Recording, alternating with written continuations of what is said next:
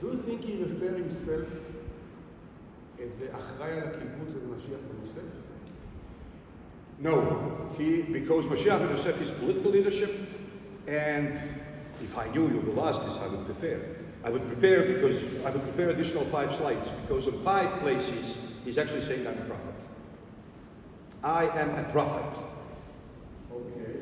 And Mashiach ben Yosef is not a prophet. Mashiach ben Yosef is a political, secular leadership, and that's something that Ashkenazim usually don't follow. In Sephardic tradition, in Sephardic communities, there were 2 leaderships ever since. So there was Ma'amad, and this was political, secular leadership. And they were rabbis. And in Sephardic mind, these 2 kinds of leadership are totally divorced. So for him, the future Mashiach ben Yosef is basically the head of the Ma'amad. And it's a political thing, it's a secular leader. And he's supposed to deal with all kinds of things that don't need divine inspiration, right? It's merchandise, it's a political, it's secular, it's mundane thing. He himself believes he's the Natan Hanavi of Mashiach ben Yosef. He's the prophet that paves the way or prepares the way, the ground for Mashiach ben Yosef and later Mashiach ben David. Now it's to mention the Esped of Rav Kook on Herzl, but he referred to the text was Mashiach ben Yosef. Yeah. It's obvious. It would actually be the traditional rabbinical view of. Sure. And it's fixed to other life. Of course, certainly. Now, okay, I mean. So with the Ashkenazi construction of modern nationalism is also a very important aspect of Messianism in Mašiyah. But when they constructed this kind of political movement, there was also a clash between the secular Hanhaga, the secular leadership, and the spiritual one, right? So that was basically 40 years afterwards, not too much time afterwards. And here there was no such a clash. No clash. No clash, because it's the rabbis who are actually envisioning this future political program. And I will give you one example. For example, you have some rabbi from France writing to Hatam Sofer, the leader of Hungarian Jewry, and he writes to him and he says, unfortunately here we have civil rights, so you cannot make Jews keep Shabbat. That's what the French rabbi is writing to Hatam Sofer. And then Hatam Sofer responds to him and he says, oh, fortunately, Baruch Hashem, in the Austro-Hungarian Empire we don't have equal rights, so Jews still keep Shabbat. And then there is a beautiful joke about the Sephardic rabbis and their treatment of civil rights and emancipation. During the afternoon prayer on Shabbat, you read the passage from Torah. And after that, when Torah is returned to the Echal, you say, Lekach tov natati lachem, Torati al ta'azoru. I gave you a good instruction, don't leave my Torah. So instruction and Torah are basically the same thing. Now, the Rasha, the famous Rasha of Sephardic rabbis is not Lekach tov, good instruction, Chelek tov, good part, which is Bonaparte, which is Napoleon Bonaparte. So I gave you Napoleon, but don't leave my Torah. I gave you a Napoleon in order, but on condition that you should. So there were very few Jewish communities, Sephardic Jewish communities, with very few Sephardic rabbis who had this, what we could call today, Haredi impulse. Like, oh, it's led by the. Actually, the famous idea of Rabbi Kook, how how if you are actually helping Jews return to the land of Israel, this is much more important aspect of Judaism than the ritual. And then, even if you don't say Birkat Hamazon, and even if you don't keep Shabbat, but you do that, you are closer to God. That's Rabbi Kook. But Rabbi Alkalay said this much before him. So the thing is that all these things are understudied. And if they were to be studied the way the rest of the story is studied, we would see actually how this came through the rabbinical leadership. They passed it on to the secular leadership. And just one small illustration, Later, when the representatives of two Ashkenazi aspects of Zionism, the general Zionism and the revisionism, are coming back to the Balkans. So two representatives of two Zionist parties come to Bitola, to Monastir, in present-day Northern Macedonia. So one day, one of them is giving a lecture, and everybody signs for his party. And then he meets the other guy, and he tells him, "You don't have here anything to do, everybody already signed for me." And he says, "What are you talking about? I'm here for a week, and everybody signed for me." So they bring them back together to the synagogue, and they tell them, "You have to choose whether you are a revisionist or you are general Zionist." And they say, "There are two redemptions." Right? So, yeah. One more question. Yeah. Okay, three. First, thank you.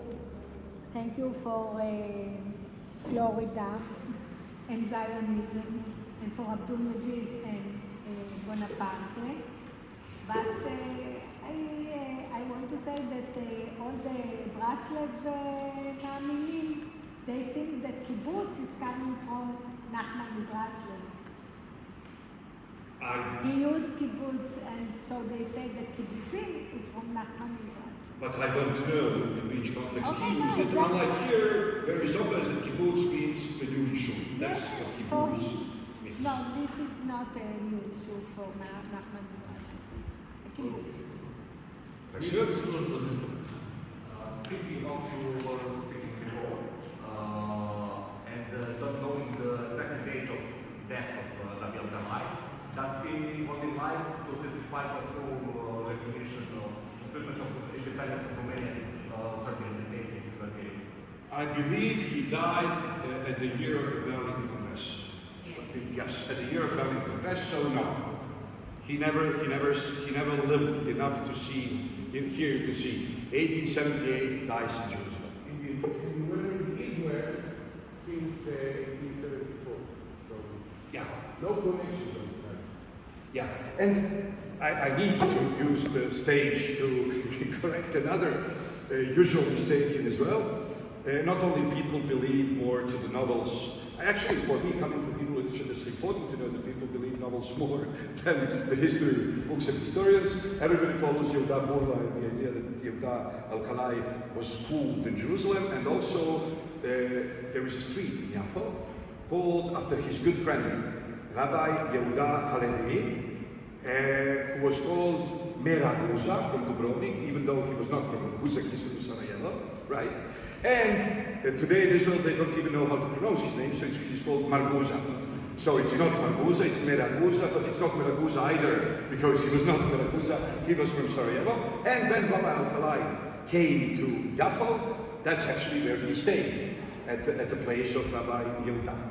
Yehuda Leon Halevi Meraguza. Okay, Anna Chilic now. I go to the municipality of Tel Aviv many times to put Meraguza. It took time that they understood the mistake, but now it's corrected. Oh, beautiful. Always it was Maraguza. Please, okay, Anna, just be loud. Thank you for the wonderful lecture, and I would like to add an important historical argument about Zemun. It was a multi-ethnic city at the time, but the majority of the population were Serbians. So, in fact, Rabbi Yehuda was living among Serbians for half a century. So, it is an important argument for your thesis about the influence of the Serbian revolution, and it should be highlighted, I believe, for that purpose. And also, I would like to tell to all the others who would like to explore more about Zemun and the documents about that time. You can find it, I think, digitized and available at the historical archives of Serbia, their website. So you can see the census. Okay. Okay, thank you. We have here also Professor Miloš who wants to speak, and he's a great scholar in these terms, so please. Thank you for the lecture. I just want to small question and maybe something. In what time his letter when he was writing about examples from Serbia and Latvia? What is from the year? I'll show you. This is, right, let me just show you. What? Ah, you don't see it. Why? Okay. I'll show, it's actually, I believe it's in Minchat Yehuda, but I need to check. So let me just see. Here it is, just a moment. Minchat Yehuda, no, it's still the rabbis, just a moment. Okay, so let's remember when Minchat Yehuda was printed, 1843, right? And here is the quotation. So it is from 1861. And this is very good because this is for your days. The main argument is actually 1858. In 1858, Miloš returned to Serbia after the call of the Essen. He was in Bucharest at the moment. And in the delegation was also one representative of the Jewish community from Belgrade. And that is actually also the first pictorial representation of some second Jew from Belgrade. And when he arrived in Belgrade, he was really the whole entrance, the whole ceremony was absolute whole propaganda and everything was like Mašiyah was coming to Belgrade. And this is 1858. 1858, so-called second return of the Miloš British in Belgrade. After the call, it was after the call of Assembly, but it's very important because usually in the Western historiography, there is some kind of idea that here are all the dynasties and titles, but Assembly called him and invited him to come to the throne. He went, and then the delegation came to him. In the delegation was one Jew from Belgrade. There's his portrait is also there, one picture. Then he came here with his son, who is Miloš, and this entrance to the Belgrade was actually the one big ephemeral spectacle with numerous triumphal gates, ceremonies, points published in the newspapers. And the main topic is Messiah come to us, and now we will be saved, and a new son is coming, etc. So it's and that is what was also the biggest news from that part of the world. Of course, people from Zemlya knew that very well, and especially because I think that is for the first time that there is evidence that Jews or Belarus are members of the Serbian state.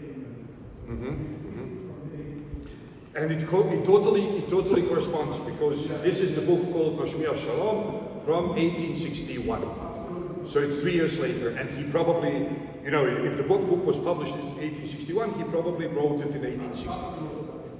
So, Miloš was indignant because when he died, one of Belgrade rabbis wrote like his name was Miloš, if we read it as we read, then his name is Shalom, and he went in fact to peace, eternal peace, he did not die. Oh, but that's would you like to yeah. respond to Anna? Some things?